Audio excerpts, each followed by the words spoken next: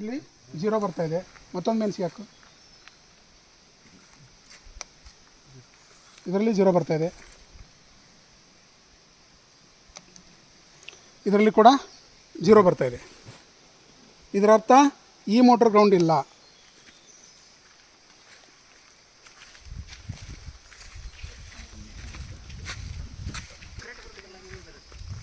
ಇವಾಗ ನಾವು ಇಲ್ಲಿ ಈ ಮೋಟ್ರ್ ಅಂತ ಬರ್ತಾ ಇದ್ದೀವಿ. ಯಾಕಂದರೆ ಕೊನೆ ಪಾಯಿಂಟ್ ಇದು.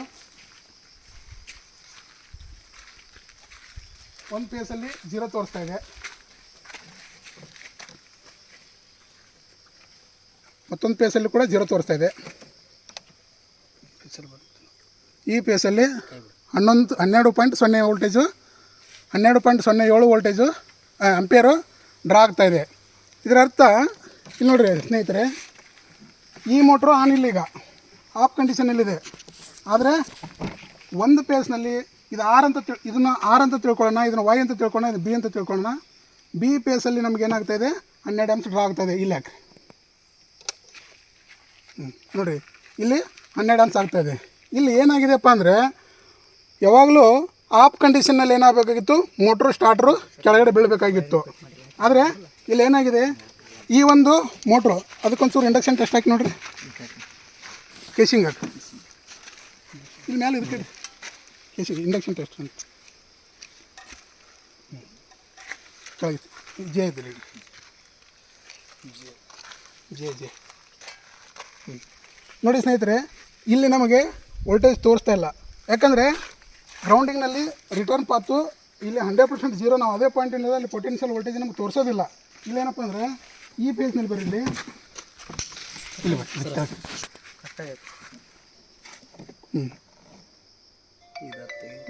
ಇವಾಗ ನೋಡ್ರಿ,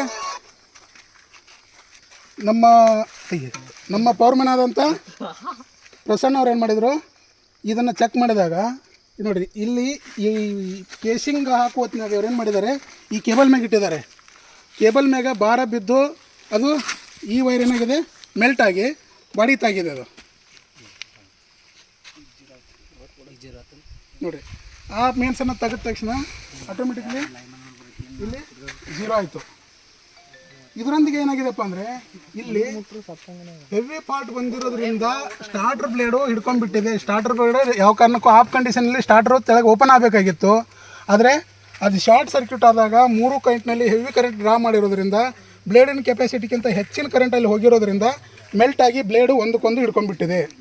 ಮೆಲ್ಟಾಗಿ ಬ್ಲೇಡ್ ಹಿಡ್ಕೊಂಡಿರೋದ್ರಿಂದ ಆಟೋಮೆಟಿಕ್ಲಿ ನಮಗೇನಾಗ್ತದೆ, ಕರೆಂಟು ಬಂದಿರೋ ಕರೆಂಟು ಬೈಪಾಸ್ ಆಗಿ ಗ್ರೌಂಡ್ ಮುಖಾಂತರ ಹೋಗ್ತಾ ಇದೆ.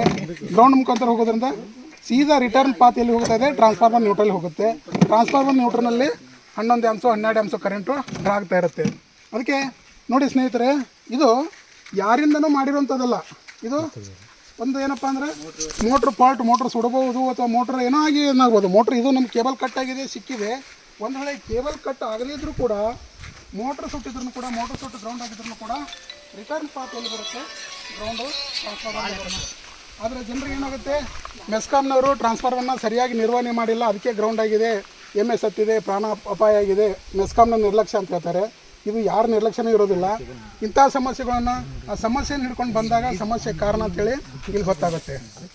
ಅದಕ್ಕೆ ಸ್ನೇಹಿತರೆ, ನಮ್ಮ ರೈತ ಬಾಂಧವ್ರಿಗೆ ಒಂದು ಹೇಳೋದೇನಪ್ಪ ಅಂದರೆ, ನಾವು ಸಾಕಷ್ಟು, ಯಾಕಂದರೆ ಎಷ್ಟೋ ನಾವು ಇವತ್ತು ಸಾಮಾಜಿಕ ಜಾಲತಾಣದಲ್ಲಿ ನೋಡ್ತಾ ಇರ್ತೀವಿ, ಕೇಸಿಂಗ್ ಮೋಟರ್ ಚಾಲು ಮಾಡ್ಲಿಕ್ಕೆ ಹೋಗಿರುವಂಥ ರೈತ ಸಾವನ್ನಪ್ಪಿರೋದು, ಅಥವಾ ಇನ್ಯಾರೋ ದನ ಕರುಗಳು ಅವರ ಹೊಲದಲ್ಲಿ ಕೆಲಸ ಮಾಡಬೇಕಾದ್ರೆ ಸಾವನ್ನಪ್ಪಿರೋದು ಗ್ರೌಂಡಾಗಿ.